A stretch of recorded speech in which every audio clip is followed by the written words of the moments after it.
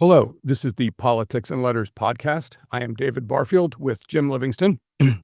Today we're going to be speaking with Toby Jones, who teaches Middle East history at Rutgers University, New Brunswick. He is the author of two books, Desert Kingdom, How Oil and Water Forged Modern Saudi Arabia, and Running Dry, Essays on Environmental Crisis. He is working on a new book on the shooting down of Iran Flight 655 in 1988 and a history of American empire in the Middle East by Verso. And with that, Toby, welcome. And Thank you, David. Thank you, Jim. Yeah, I think the thing that prompted this is your recent article in New Global Politics, which is right here. And that's what got Jim interested in speaking to you today. But Jim? Yeah. We wanted to let Toby go long, if you would like, about his intellectual origins, for sure, but also the trajectory of the scholarship and the thinking, and especially, I guess, the politics that inform both the intellectual itinerary, the career, and the writing, both past, present, and future. So, Toby. Thanks, Jim. Thanks, David. Thank you for the invitation. Who doesn't like to talk about themselves, right? So, I'll try not to go long so we can get on to substantive stuff. I was in graduate school at the time of the U.S. invasion of Iraq in 2003. In fact, I was in Saudi Arabia, one of the first American graduate students to be able to do archival research in the kingdom ever. And that was both in terms of the experience of being in the region, but also being in the region at the start of the war and having lived in the region for maybe the first third of the U.S. war in Iraq. Is really where I think my identity, both as an activist and as a scholar, was cemented. I was trained at Stanford in Middle East history with Joel Bainan, but also with a background in environmental history and science and technology studies. Those two things and the combination of them led me to study, to have a curiosity about the social history of the Middle East, especially around histories of energy, oil in particular, which, believe it or not, up until the late 1990s, early 2000s, didn't get a lot of traction from historians that were interested in things like political economy or social history. And so I approached it with that kind of background and set of interests in mind. But it was the Iraq War in the background that was really fundamental to the questions that have more or less characterized my both political and historical interests ever since. And I was caught up in a sort of basic question that let's not pretend there is an anti-war movement in the United States, but there are periodically spectacular demonstrations against war. The closest thing we've had to one were the encampments a couple of years ago at Columbia, at Rutgers, at UCLA, at Northwestern Brown, and a few other places. And those were snuffed out, both combination of state power and sort of liberal principle. But I was interested in the question people were asking or stating in 2003 about the relationship, that no wars for oil. And so I developed that as sort of a historical curiosity. How should we think about the relationship between war and oil? It didn't really inform my first book. My dissertation project was a different thing about Saudi Arabia, but this question has consumed me ever since. And so I'd say where I'm at now, Jim, is somebody who's curious about the long arc of American engagement in warfighting in the Middle East. They did more or less starting with the militarization of the region in the 1970s. And what explains it? What drives it forward? And I think I have three sort of ways that I approach it. One is understanding histories of militarism, both American and in the region, and the relationship between those two things. I've made arguments over the last decade or so and published writing that the way we should understand the U.S. is that it's engaged in one long war, which is in many ways the kind of framing device of that piece for New Global Politics. And then the third thing is to try to sort of understand the relationship between capital and both of these things, American empire and American war. How does it reshape American capitalism? Where does war in the Middle East sit inside the United States? And how is capital inside the United States regenerative of war in the Middle East? And this is a much bigger question than just oil, but it's obviously connected to those two things. So those are big preoccupations, I think, and they're evergreen. right? If they occurred to me for the first time in 2003 as a young graduate student, I've hardly gone away. They're on more clear display than ever before and in more absurd ways. So I think that's probably sufficient for a kind of framing set of remarks, but there's a lot there to dig into. Yeah, I'll say, Yep. David, did you want to go ahead or do you want me to? No, go right ahead, Jim. Yep. Yeah. Okay. Wow. Okay. I think if we can keep circling back to this question, the last one that you framed for us, how war in the Middle East is regenerative of capital and capitalism here. That is, it sounds to me like the Holy Grail. It sounds to me like Right. the fundamental question that shapes all others. But if we can back up a little bit, I guess my first question would be is, how do you see? Well, all right. Was there a new relationship between the United States and Iran taking shape before this war? Even in view of what you call the long war here, that is, it seemed to me that like for example, the reconciliation, if you will, between Saudi Arabia on the one hand and Israel on the other, that was new. Was there something happening there that is going to be disrupted by the current situation, or am I overreading that? That No, I uh, think that, I mean, I think both under Obama and Biden, there were moments of opportunity where Iran was willing to negotiate in the interest of, what political scientists and other observers, strategic thinkers like to think about in terms of regional stability. Mobilizing good old fashioned sensibilities about balance of power politics, where not everybody's interests align, but stability is a kind of, it sort of hovers over everybody's collective interests. And I think, Iran sits from the American perspective in a difficult and complicated place historically, oftentimes the villain, but periodically a kind of reluctant interlocutor, somebody that has to be talked to, whether it's in the context of how the Iraq War unfolded or during the Obama administration negotiating a nuclear rapprochement that would allow for the United States to sort of step away from its role in destabilizing the region. So I think what we see now, though, is I'll come back to the Saudi question and how the Saudis are engaged in this momentarily. What's changed is actually the extent to which this Trump administration is captive to Israeli interests. What hasn't changed in the last generation or so, really since Netanyahu emerged on the political scene in Israel in the middle of the 1990s and was so deeply antagonistic, harboring genocidal instinct against Palestinians for quite a long time, and being able to act and mobilize on those as has proven to be a kind of gateway to pursue what is a parallel regional project: expansion into southern Lebanon, expansion further into southern Syria, combating and undermining Iranian influence in the region, and now, as we've seen since February 28th, taking on Iran directly, whether pursuing regime change, the destruction of its nuclear capacity, or, as I argued in the piece, frankly, creating kind of ongoing conditions of uncertainty and instability so that the United States has to remain militarily and politically engaged. So that's what's different. And what's, the American role in all of that is that Trump is both rhetorically, well, this is, look, I mean, I'll be frank and crude. This is the dumbest phase of American empire. We've abandoned all, we've abandoned all pretense to kind of reasonable or clear-eyed strategic thinking. We don't know what the strategic goals are here.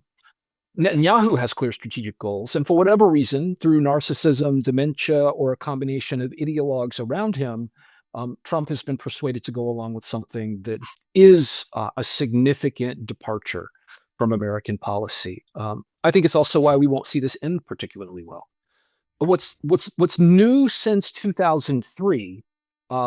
Saudi Arabia and Iran are longtime rivals since at least the late 1970s and the revolution in Iran in 1979, when the regional sort of relationship between them soured and it escalated during the Iran-Iraq War in the 1980s. Khomeini came to power in 81 and immediately started calling for revolution in neighboring Arab states. And he built big radio towers and broadcast revolutionary politics into Saudi Arabia. Saudi Arabia has a sizable Shia population. It happens to live where all of Saudi Arabia's oil is. So the Saudis understood that as threatening. That happened to correspond with Jimmy Carter announcing a new American strategic doctrine to deploy its military and security interests to the region. Those two things came together. Saudi Arabia and Iran were rivals ever since. When the U.S. invaded Iraq in 2003, one of the consequences of that war was the empowerment of Iraqi Shia for the first time in the modern history of that state, at the expense of longtime Sunni landowners and social elites, of which Saddam Hussein had tapped into, but wasn't necessarily one of himself. And that sort of awakened the specter or the fear of what then Saudi foreign minister used to call the Shia Crescent. Imagining a kind of connection of Shia interests from Iran into Iraq, into Syria, which was an Iranian satellite state, all the way to Hezbollah in Lebanon. So Saudi Arabia then became more alarmed and aware of the possibility of Iranian empowerment. That squared with right-wing Israeli politics about Iran. And then what you have is an alignment between the conservative Arab oil states with Israel and the United States against Iran. So this kind of current configuration is part of a longer arc from 1979, but really the way the forces are aligned, conservative Arabs, Israel, and the American state against Iran, is about 2.5 decades old. Okay. Wow. All right. I was interested in this question in the article that you raise about Israel's role.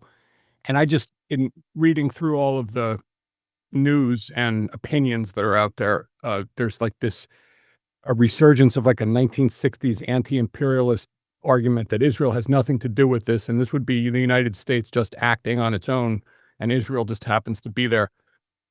I get the sense it's more like a push me, pull you situation where there's a lot of influence from Israel and then our own interests being realized through this. I guess my question in this is how much, I mean, the Zionists like to say, you say Israel's up to something and we're now anti-Semite, so we can't go there. Right. But in this particular situation, how much influence do you think they really had over Trump and the military establishment, like whoever makes these decisions to invade, or I guess it is just Trump, right? Do we really think that that's an Israeli, I don't want to say plot because, that really irritates people, but it seems to me like Netanyahu's been after this for decades, right? And he's now found himself in a situation where he's got a president who doesn't really think very much. And I'm just wondering, like, how do you see that power relationship? Well, I think that, Netanyahu has clearly been campaigning for this war. I mean, the United States engaged in strikes against Iran over the summer in the context of that exchange of missiles, the attack on Iran's nuclear enrichment facilities. And then things seemed to settle into a kind of an uncertain state of affairs. Trump seemed to have lost attention over the fall for whatever reason. And then Netanyahu came back to the United States in early 2026, and it certainly feels like, without having any evidence, I'm certainly not privy to any of those conversations, that the case was made there. Netanyahu has been not just, I think it would be a mistake to say this doesn't serve Israeli desires more than it serves American desires, at least a certain sort of part of the Israeli political order, Netanyahu and those closest around him. But what exactly does it serve? We can come back to. I think that this is a longer, more complicated conversation to have, but I'll put it out there for now in a preliminary or provisional way and say, I think that two things are true from the American side. And one is that, as I argued in the piece that you read, and I've argued elsewhere, we don't need to say this was an Israeli-driven conspiracy. We don't need to mobilize anti-Semitism to argue that, but it could be anti-Semitic to argue that. I'm not saying that the U.S. is capped to Israeli interests. What I argue in that particular article that Jim read and that you guys mentioned at the beginning is that actually there's a long historical arc in which the conditions for this already existed. I've taught on Iran and Iraq at Rutgers for almost 20 years, and I taught on Swarthmore on the same issue before that. And it was never a matter of if, it was a matter of when the United States and Iran went to war in the Gulf, and the conditions have been met. So American politics and the American political order has both been aligned militarily and through the lens of militarism against Iran since the middle of the 1980s and ideologically since the late 1970s. So you don't need Netanyahu to create the conditions for a violent encounter. But it's clear that Netanyahu tipped the scales in some way that Trump found compelling. Now, here's the second part of it. And I think it's sort of the holy grail or the crux of the matter that Jim identified earlier. Who benefits from this? And I think that the question of who benefits is a little opaque right now because the war is still being cast both in terms of either the opacity or the absence of strategic interests. And it's also being framed in terms of the economic and political economic costs, right? The energy shock creates pain, and that's the primary lens through which most of the people around us are going to distill what's happening, not the politics on the ground. But the precursor for this in the short term was the genocide in Gaza and the Israeli response to it. Its annihilation of Palestinian life, and then how that became a gateway for ambitious adventurous ethnic cleansing in the West Bank and in southern Lebanon. And all of those things are bound up together. Netanyahu has clear strategic interests, but the American interest connected to all of this, just like with Iran, doesn't have the same strategic coherence. But what it does have is Steve Witkoff and Jared Kushner and the Trump family fortune and the desire to see this as all partially a rent-seeking, capital-generating project. How else to explain the Gaza Board of Peace? How else to explain what now appears to be mercantile forms of capitalism, the billionaire class having, captured the American state and the American military to pursue its interests, strikes me as a kind of a stark departure. I mean, Venezuela can be explained in this way. Cuba, to a certain extent, can be explained in this way. How does Trump personally stand to benefit is one of the mysteries we haven't quite untangled, but I think it should be the question that we're asking. Does he have a long-term vision for it? Which means that there's a longer ideological arc, but there's something that's unraveling and unfolding right now that's not entirely clear to us, in which Trump figures he'll benefit. And I think Netanyahu's role in all of this is understanding that Trump has a weak moral character, is pliable, and can be easily manipulated to accomplish his strategic goals. I think that's good old-fashioned, early modern imperial statecraft. And that seems to be what's going on. Well, that raises, I mean, this is okay. Here's the question that I think you're in a uniquely powerful position to answer. You mentioned early on the militarization of the Middle East, and I would move that a little bit and say that one of the breakthroughs or one of the changes that we witnessed in the late 20th century is the militarization of American foreign policy as such. That's new. That I think that was new, even though all the indications of military Keynesianism, have been there for quite some time. So let me ask you this. Okay, you've got militarization, and you also used the phrase earlier on a balance of power. So could you frame this transformation now being completed, not begun, but completed, as a not something thought through, but actually a repudiation of the principles of American foreign policy, of U.S. foreign policy that were formulated very, very late in the 19th century, and those principles would derive from this concept, for want of a better word, of the open door.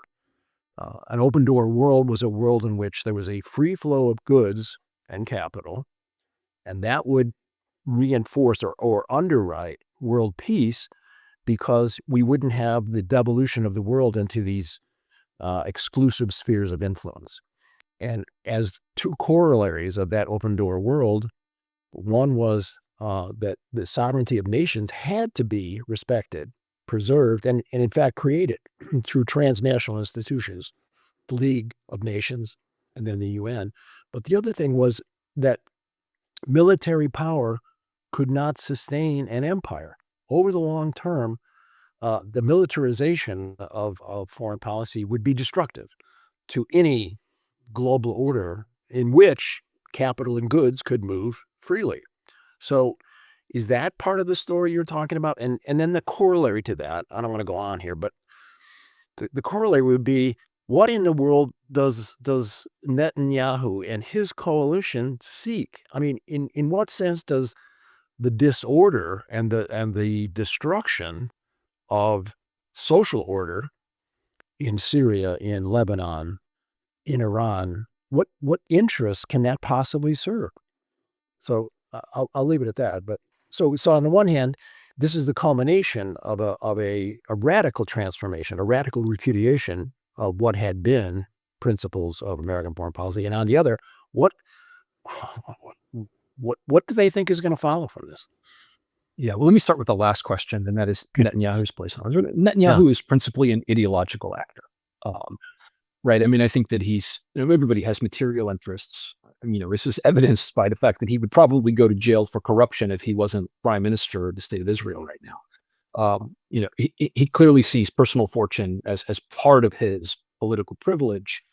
But from the middle of the 1990s, Netanyahu is really the highest form of kind of settler Zionism, which is, settler colonialism is baked into Zionism from the early 20th century. It is a settler colonial project appropriated by the British, enacted by the United Nations, and then the state of Israel emerges out of those forces at the expense of Palestinian life. And 1948 is, of course, not the beginning of the story, but is the most spectacular act of ethnic cleansing in the middle of the 20th century with respect to this particular conflict. Gaza has magnified all of that tremendously. Gaza is framed, of course, as a response to what happened in October 2023, but really it's situated on a longer arc of treating Gaza as a place to both devastate and hollow out the conditions for life. That's been a long-term project that Netanyahu's been attached to. So I think what Netanyahu wants is what those closest to him and even to the right of him in Israel want, and that is the total destruction of Palestinians in the West Bank and the Gaza Strip. They have a maximalist territorial project that is rooted in revisionist Zionism, and then in late 70s Likud form Israeli politics that manifests in the 1990s in response to the first Intifada, the possibility of Oslo, the second Intifada in 2000 and afterwards, and becomes increasingly alarmist, racist, and fearless in an expression of itself. And Netanyahu both drives that and benefits from it. So, whereas American politics, I think, is a little more complicated, as you pointed out, it's got interests, there's political economy. Israel seeks regional hegemony for its own sake, and it sees that as being served through a kind of territorial maximalism, thus going into southern Lebanon all the way up to the Litani River, maybe further, destroying Beirut, creating a rump state in Lebanon, creating a dependent state in Syria, and then destroying Palestinians where possible. So that's the Netanyahu side of it. And I think that the evidence is pretty clear that that's just who he is. I think your question about the late 20th century American power and militarism is really interesting, and how it might square. I mentioned mercantile capitalism earlier. I really do think we're in kind of this neo-mercantilism where the open door stuff is disappearing. And, even oil in the Middle East even though it was secured through American hegemony and what I call American empire, it's not as though the United States had enacted a 19th century style form of British imperialism where it goes and tries to control oil at the wellhead. It simply creates a naval system of moving around to control the flow of energy once it's on the Persian Gulf waters and moves into the Indian Ocean or elsewhere. And I think that's resonant with a global approach to being committed to things moving, but being able to call the shots for how they move and how to predict and how to protect it. But I do think that we need to pay attention to that sort of starting point for American militarism. What changes in the late 70s, and especially in the Reagan era, is particular. It's different than post-World War II military-industrial complex. It's different than what Eisenhower talks about, and it's different than what Kennedy and Johnson built in the 1960s. What happens in the 1970s after the influx of petrodollars, the embargo in 73, 74 and the energy crisis is not really a crisis at all, right? There's no shortage of oil, which is why we should be skeptical that there's a shortage of oil right now in the world. Oil is a weird, mystifying commodity, and I think we should be really careful in what we claim is happening and isn't happening without sufficient data. Adam Tooze is showing stuff moving through the Strait of Hormuz. Other people are looking pretty closely. We don't really know the details just yet, but crisis talk is really productive. But what happens after the embargo in 73, 74 is that Nixon implements policies, rationing, gas price changing, new structures. And of course, he had delinked the dollar from the gold standard a couple of years before. And what begins to happen that's meaningful afterwards is that petrodollars after 73, 74, and the level of wealth that's being transferred to the oil states is explosive. It's almost unprecedented in terms of aggregate wealth being transferred to human history. But that money that's being generated, which is, sort of at the command of central treasuries in places like Saudi Arabia and Iraq and Algeria and Libya and Iran and these other places, is actually being housed in financial institutions in New York City and in the United States. And that money is being recirculated through the United States. And what it ends up doing is financing new patterns of American militarism and new patterns of American empire. In the late 70s, what Nixon and then Ford and then Carter do is they spend that, they entice their friends in the region to spend that money by buying expensive military systems. And so you begin to see the explosion of a political economy of arms and weapons.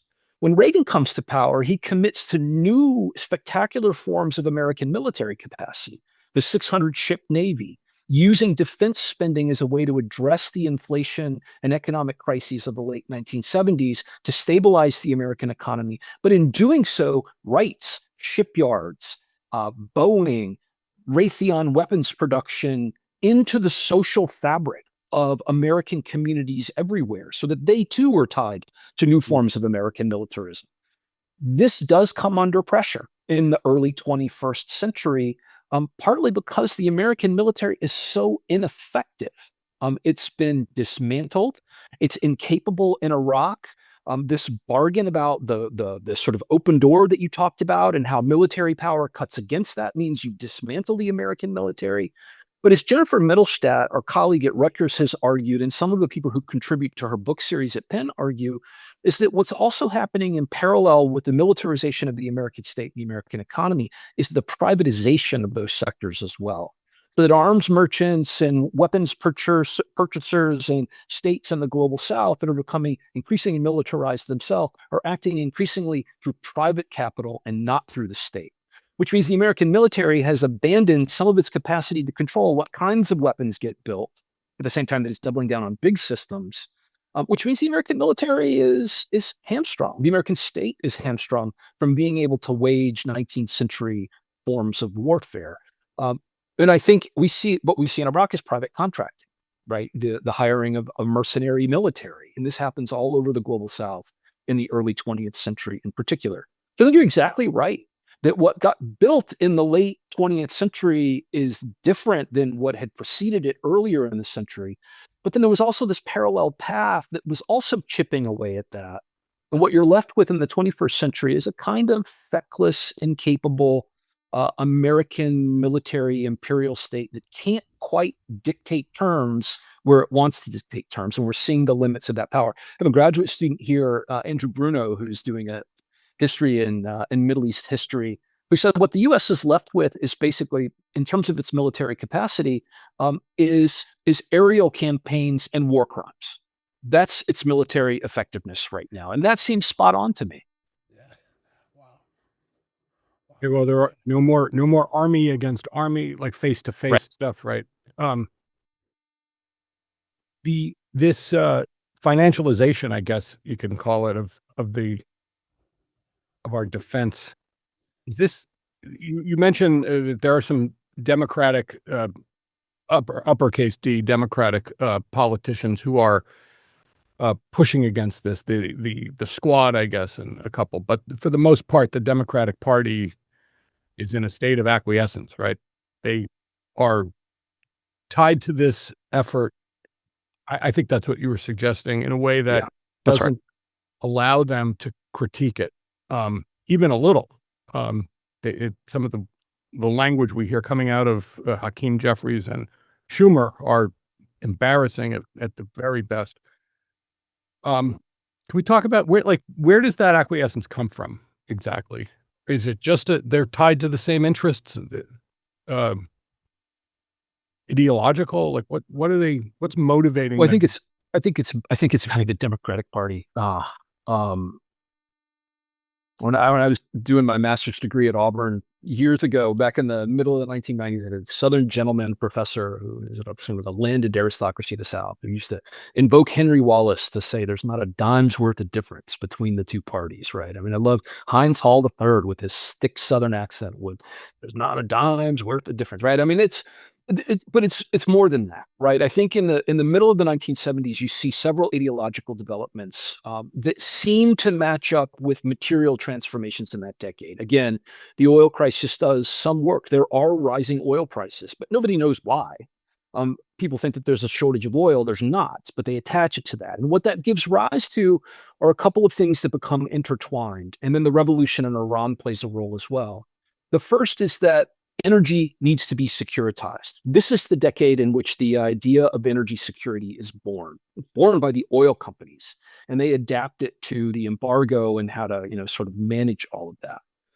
Politicians across the board in the United States latch on to this idea of an American industrial giant wholly dependent on oil and other fossil coal and other fossil fuels, who are over a barrel as a result of, now becoming a net importer or at least becoming a significant importer of global oil. So that idea of energy security becomes a feature of both Democratic and Republican foreign policy, security, and strategic logic. So the idea of security and insecurity really kind of becomes attached to a particular set of things around oil in the Middle East in the context of the late Cold War. That's one thing. I think that becomes institutionalized in a Gramscian way as a kind of hegemonic cultural discourse that doesn't get questioned anymore after the 1970s. And it's almost too high a price to pay to opt out of it, while the Squad or Bernie Sanders or independent or progressive politicians can push back against American empire and name it. We can count the number of those people in positions of actual influence on one hand. They don't get elected to the White House. They don't represent the mainstream of the Democratic Party. They certainly don't represent, right, the ideologue of the sort of the powerful members of the party who push back against that. I mean, look at Bernie's presidential campaign, right? I mean, Hillary Clinton, show me how you can distinguish between Hillary Clinton and right-wing politicians talk. She just came out and said Trump's foreign policy last week was great, right? So, I mean, there's no space here. The other part of it is kind of what I was getting at a little bit earlier. In the 1980s, what you begin to see from Pascagoula, Mississippi, to the shores of to Bath, Maine, to Washington, to Seattle, to Washington, to up and down the California coastline, to places like Cincinnati, Ohio, Tucson, Arizona, and other places where there's significant industrial footprint for the military-industrial complex, is the creation of social and political economic conditions that, regardless of political party, attach themselves to both of them. And what politician is going to come out and say, as they say in the piece, I think, is going to come out and say, yeah, we need to dismantle American empire and the military-industrial complex if any part of the industrial base or the financial core of a district they represent is bound up with all of this. So security never becomes something to question. And then the third piece of it is that what the Iran Revolution accomplished, and particularly the hostage crisis of late 1979, was to bring Islam itself directly into view. And the way the American media and politicians developed very rapidly an anti-Arab racist and an Islamophobic vocabulary to make sense of the dangers they face in the world became a centerpiece of what has become a long-term American fascination with the Middle East and the Muslim world. And frankly, that sits at the center of that long war that I've talked about. Both Democrats and Republicans, from Jimmy Carter to Donald Trump, without missing a beat, have invoked, maybe George Bush at the beginning of the 2003 war, have invoked directly or indirectly Islamophobic hysteria to justify why they behave the way they do in the world, even if they say the right things, that we shouldn't target Muslims, we shouldn't put Islam at the center of it. It is nevertheless something they don't work very hard to counter, and they all benefit from it. I think it's that complicated and nested And I think it overlaps precisely with the kind of periodization that Jim mapped out a few minutes ago with some transformations of the late 20th century. This is a big part of it. And Mamdani talks about this, not the mayor, but Mahood Mamdani talks about this as in a slightly more nuanced way than I just did in his book, Good Muslim, Bad Muslim. And then at the end of the Cold War, the logic was you could mobilize the Saudis, who were good Muslims, to do important work at the end of the Cold War. But anybody who challenged the American, imperium, or who aligned potentially with, communism, socialism, or challenges from the left were bad Muslims. And that, after the Cold War ended, more or less gets attached to everybody as a potential threat. And that's part of what's going on, say, from 1991 going forward. Can I? This sounds to me like a perfect place to like segue to what's happening now and what you expect and how badly this might end, this so-called war. David and I have been going back and forth about this for months now. My sense of the difference between the parties is that the difference between the parties, well, the differences within the Democratic Party are now greater than the differences between the two parties. And that's something that has happened before in American political history. And what I see happening in the Democratic Party now is that the so-called moderates, and people have written about this now, at the New Republic and elsewhere, since about 2010, the moderate core of the Democratic Party has moved to the left, and quite rapidly and quite astonishingly, so that by now, really vast majorities of Democrats are on board with Bernie's programmatic demands of 2016, 2020, and even on 2024. So if that's true, that does explain, I think, the absence of an anti-war movement right now, because the majority is already against this war, 60% at least, right, of the American people. All right, so in those terms, maybe the domestic promise of the situation we're in is greater than you and David would suggest, I think, by saying that the differences between the parties, or the invocation of Hillary's idiocy of last week, would suggest. But that then will get us to, I think, the present, where the questions become really, so oil is really not a shortage of oil, or a shortage of shipments through Hormuz, is not really as important as the media would suggest to us. And then finally, if you can please tell us how you think this might end, that'd be great. Wow. So anyway. Yeah, I think it's fascinating. I think it's fascinating how the Gaza genocide reshaped the Democratic Party, and frankly, I think it reshaped part of the Republican Party too, where favorability, of Israel's favorability, for example, and this war is also not popular in large parts of what we would call sort of the middle right. The old Reagan Republican Party, my parents, at least my dad, right? So, but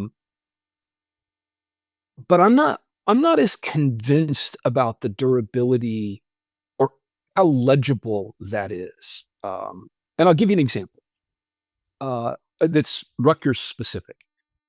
We have arguably the exemplary model of an AAUP chapter. The union, the higher education union chapter at Rutgers is probably the model for the national organization.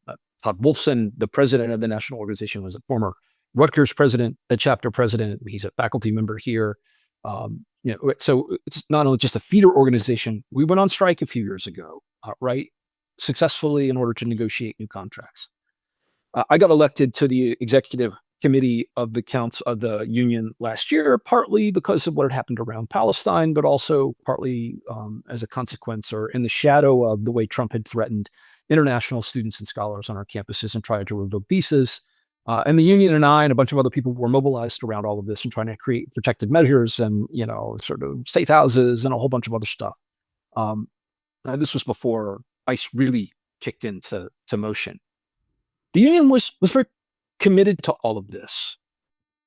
But the other thing our union did in December of last year, in 2024, was it overwhelmingly passed a resolution to divest from Israel to almost 60% of our membership. The leadership of the union decided not to pursue it. Now, unions are complicated institutions, and if there was no post-vote organizing to put pressure on the union leadership to follow this through, then fine. I can understand why the leadership wouldn't do it.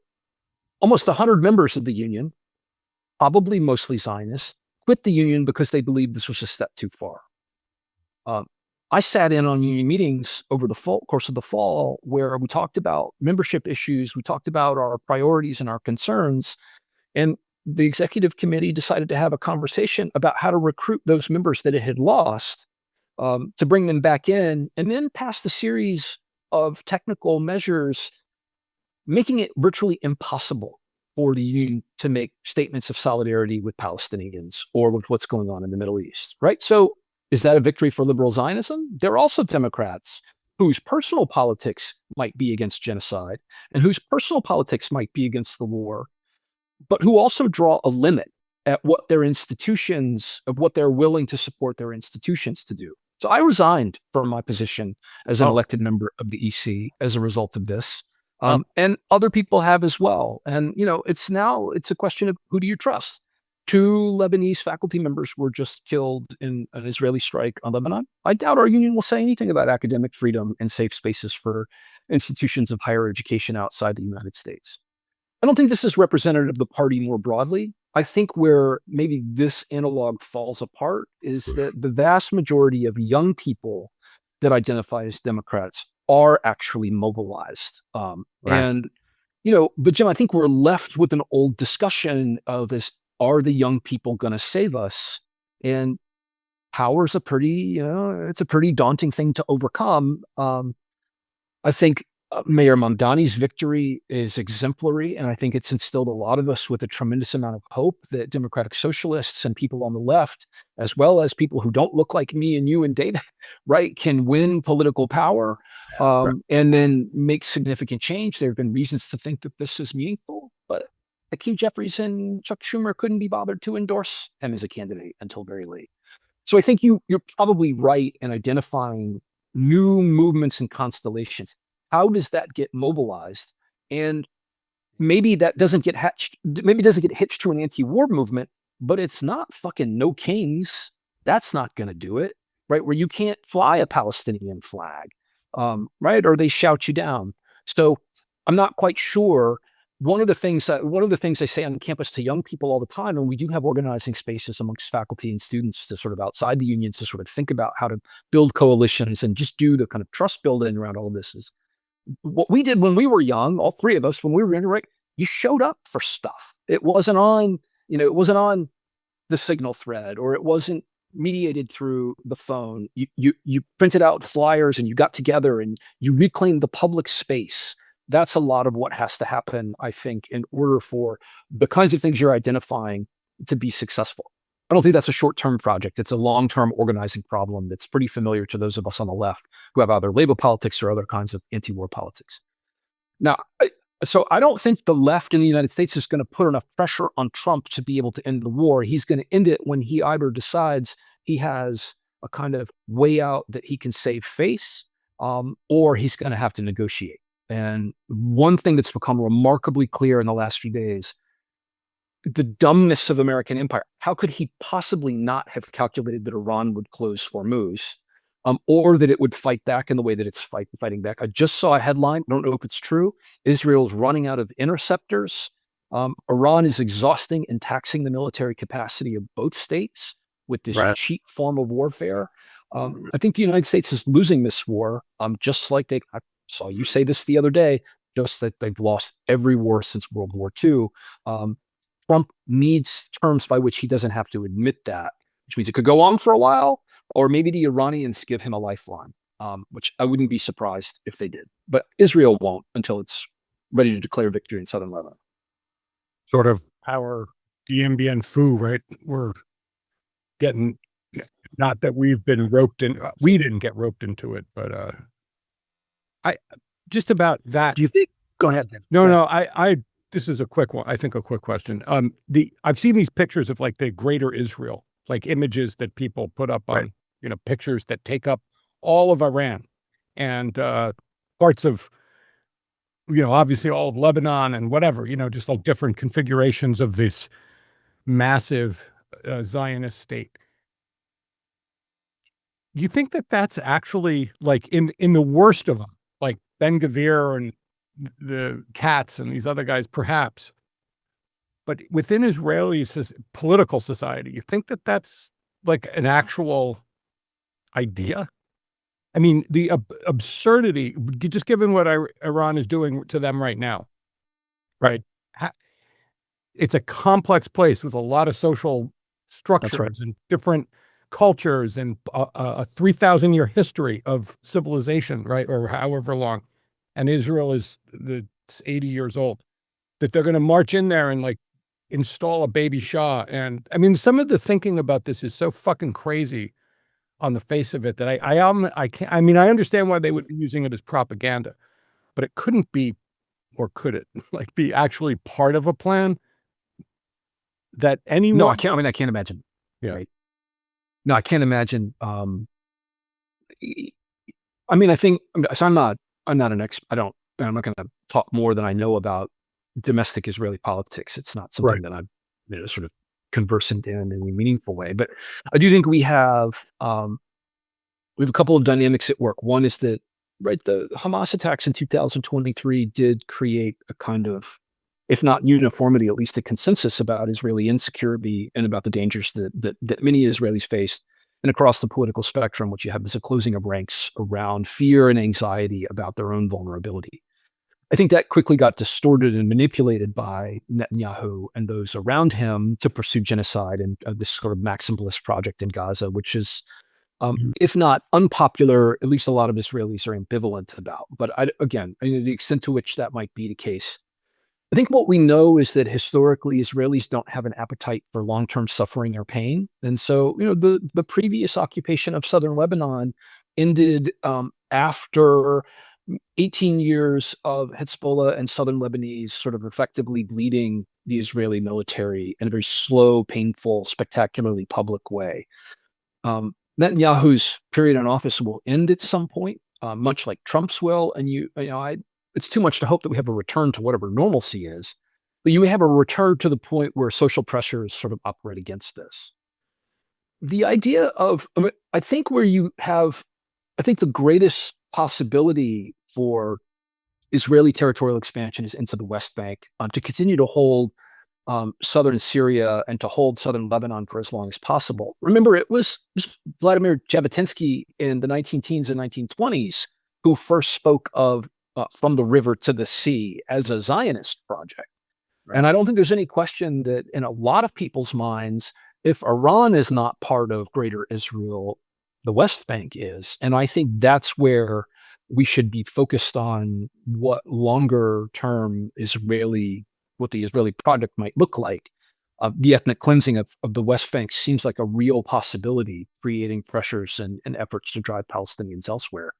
Can they get through Jordan and Iraq and Kuwait and into Iran?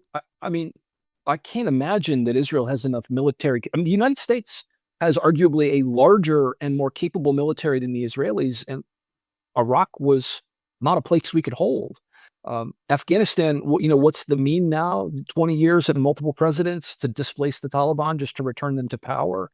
I don't think Israel has either the military or the political capacity to do much more than extend beyond southern Lebanon and West Bank. But we also should reckon with just how spectacularly terrible an outcome that is. It's an extension of the genocide. It is a long-term dream of a lot of Israelis on the right. And it seems like the conditions are right for them to be able to pursue it. And I think that's scary enough without contemplating what they may or may not want to do 1,500 miles further to the east. Wow. So I got two questions then. One is, Can Israel keep the United States in this long enough to realize what you call the maximalist project? That would be the ethnic cleansing of, I guess, of the West Bank. Yeah, and then is the ending, is the only way to read for the ending of this through Trump, as you have put it very starkly, that this is going to end when, he wants to end it or feels he can get out without looking like a fool. So, Yeah. I mean, Well, I think that, yeah, if we think of this as one war with multiple fronts, I think where Trump wants out is out of the Gulf. I think he wants out of conflict with Iran. I don't think Trump cares about what's happening in Lebanon. And I think Witkoff and Kushner and the Board of Peace would probably be eager to think about the West Bank as another real estate project, where Israel has also, treated it as such since, with real commitment since the early 1980s. And here's where I think that here's where I feel like I'm on shaky ground. I think Trump might negotiate terms where the United States and Iran and the conflict in the Gulf comes to some sort of something approaching a resolution, a state of affairs in which instability continues, in which the kind of conditions of almost war remain, the antagonisms don't go anywhere, but where both the missiles and the drones stop and things begin to open back up through Hormuz. Kind of return to the status quo ante. I think Israel will, it has already secured southern Lebanon and driven almost 850,000 Lebanese out of the south, created a new refugee crisis. It's doing what it did in Gaza, which is devastating the conditions for life. It's destroying water, electricity, networks of care. It killed 12 care workers. It's destroyed over 20 hospitals and clinics in the past couple of weeks. It is basically turning southern Lebanon into what it threatened it would turn it into, and that's turning it into Gaza. I think that where Trump won't be bothered, but where I also think future Democratic presidents are going to have to show themselves as caring, because they never have before, is what happens in the West Bank. Joe Biden didn't seem to have a problem with genocide in Gaza. So why should we assume that Gavin Newsom or Shapiro from Pennsylvania or any future Democratic president is going to really be able to stand or willing to stand up to Israel if it decides it wants to drive Palestinians out of the West Bank? I don't know. We don't have any evidence that the Israeli project is even remotely close to being done. And I think it may become then, an Eastern Mediterranean war rather than a regional war at that point. Whoa. Huh. All right. David. Well, how much of this, maybe you covered this a little bit, but do you don't think that Trump has any sense of the reality at all, or anybody in that, our current administration? It seems to me like the Hegseth position here is just off the hook crazy. Like, I don't think Right. and I think there are probably lots of people surrounding Trump that maybe the saving grace or our condemnation to hell is everyone talks about Trump's transactional nature, and they may be able to, like, work out, like you just suggested, they might be able to work out a plan where he looks good. Maybe they reinvigorate that nuclear plan. I know this is probably just a metaphysical question almost, but do you think there's any rationality among these people in terms of deal making, or in terms of Right. diplomacy for, diplomacy light or whatever? I'd be curious to see. So here's how I think I'll be curious to see what happens with the Marines that have been dispatched to the region. Are they gonna occupy Harg Island, sort of the beating heart of Iran's oil facilities. They destroyed the military infrastructure there, but they did not. They did not destroy the oil infrastructure. Is there a new form of American empire where it plays a more direct role in how Iran does and does not move its oil? It had already kind of built up a muscular capacity around that in the 1980s, and in many ways that has continued ever since.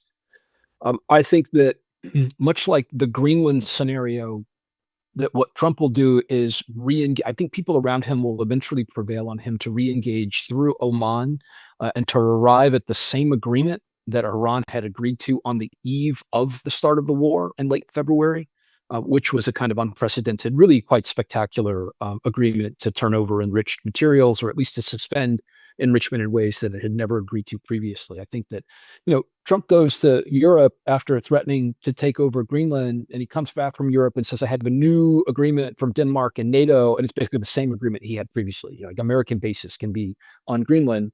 I suspect that he would be appeased by something like that. If he can declare it a victory, he'll convince his base that it was a victory. The rest of us are skeptics. He clearly doesn't care about all of that. And here's the reason why it matters. I think it comes back to James's earlier question about sort of the change in the nature of American power in the world from the end of the 20th century into the 21st, and especially under Trump. And that is that if Trump has done anything, one of the things Trump has shown us in spectacularly clumsy but also devastating way, it is the fictional nature of sovereignty and law. And that, I think here, in terms of his approach to how he manages all of this and then spins it as a win, nobody's going to hold him accountable for anything. There's no forces that will say he's either legally responsible for things gone wrong, or that he's violated his constitutional power. Nobody's shown the capacity or the will to do any of that.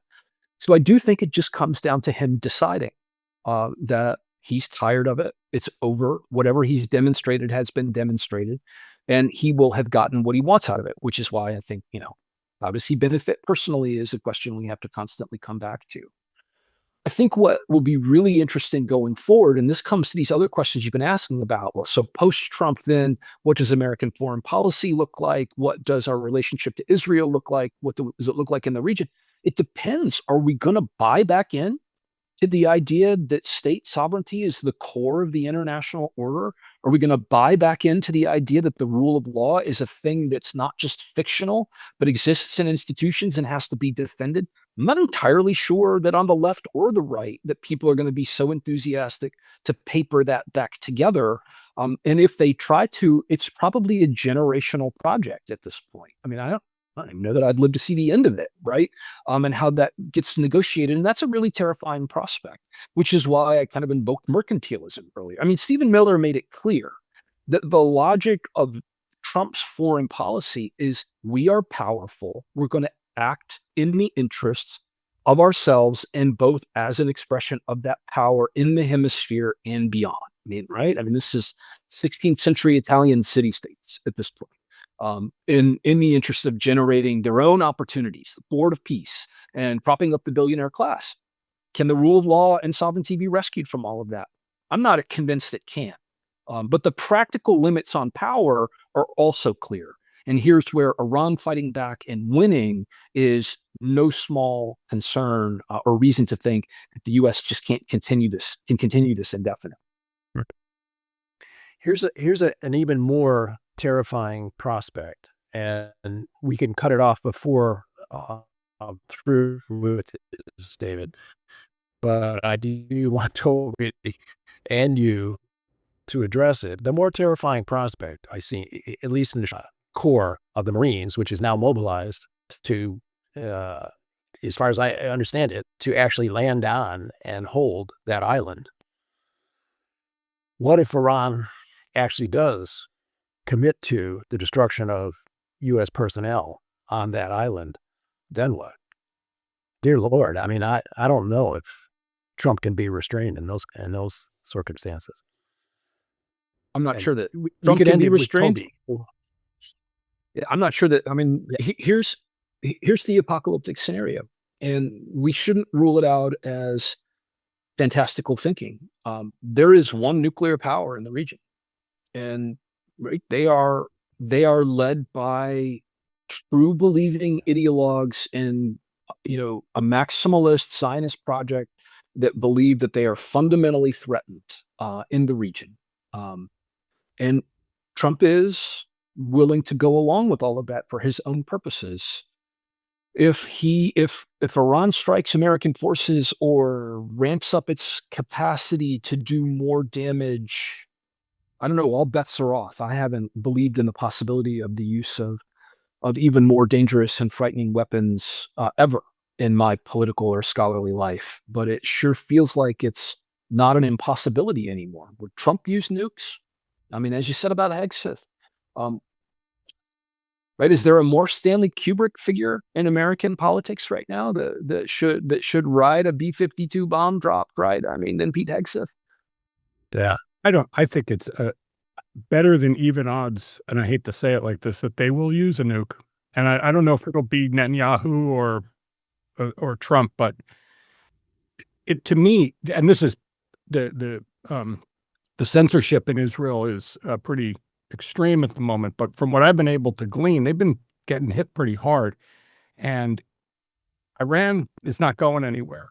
I think that I think that the conventional argument is probably correct, that they got enough missiles and an army to carry this on for a long time.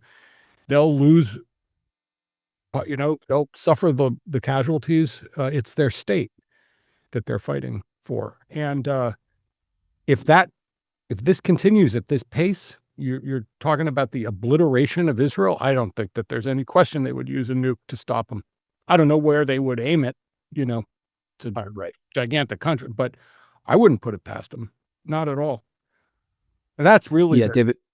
Yeah, David, I think I wouldn't be surprised. I mean, I think that it's certainly not an impossibility at this point. We don't know. I think you're exactly right. We have no idea the scale of damage inside Israel right now, and the level of fear and alarm and the criticism that Netanyahu's under. We do know that the war is broadly supported by Israelis, and there are people around him who would turn the keys today if they could. Yeah, I mean, and also it's interesting, but that the Israelis are like in a religious project, and the Iranians are in a far more rational secular project of just preserving their state. For all the talk, right, about fundamentalism. It's a provocation, right? Because our entire political vocabulary for Iran for the longest time is that they're irrational actors, and that they behave captive to a kind of Shi'i mysticism that nobody can make sense of. And this is that Islamophobia that I'm talking about, right? It's hard and a kind of the vernacular that passes as conventional political wisdom in the United States says, well, but, we look at Randy Fine, sort of posting about it as we need more Islamophobia, right? I mean, that's kind of where we're at. And the Iranians are, Ed Said wrote this in Covering Islam as part of the Orientalism trilogy, right? That, the revolution in Iran, the hostage crisis, the creation of 2020 and Nightline and all of those nightly news shows, that's where their genesis is documenting and detailing how those terrible Muslims in Iran were holding Americans hostage in the U.S. Embassy. So it's a weird squaring of things that we're not dealing with Al-Qaeda anymore. We're not dealing with the Saudi-inspired folks. We're dealing with these people who we're told are fundamentally irrational and unknowable and so dangerous as a result, when in fact, they're acting, I think, quite rationally. And patient, very patiently, too. They're not, it's really crazy. I know that that's as sophisticated as I've got, but that's where we're at, right? Fucking nuts, man. Yeah, that's where we're at. Wow. Wow. Thanks, Toby. Wow. Thanks, guys. Yeah, no, it was great to be with you. I appreciate the discussion. I'm going to have to go have a beer, I think. Yeah. Or maybe an edible. Yeah. Not a bad idea. Well, I'm glad we could bring that out of you. Well, thanks. Well, maybe some other time, if we're going to be doing these as often as we can. So don't go anywhere. I'll come back anytime. Yeah. It's good to talk to you guys. Yeah. I mean, this is all it's going to be with us for a while in one form or another. Looks like it. Take care, guys. Oh man. All right, great. Take care.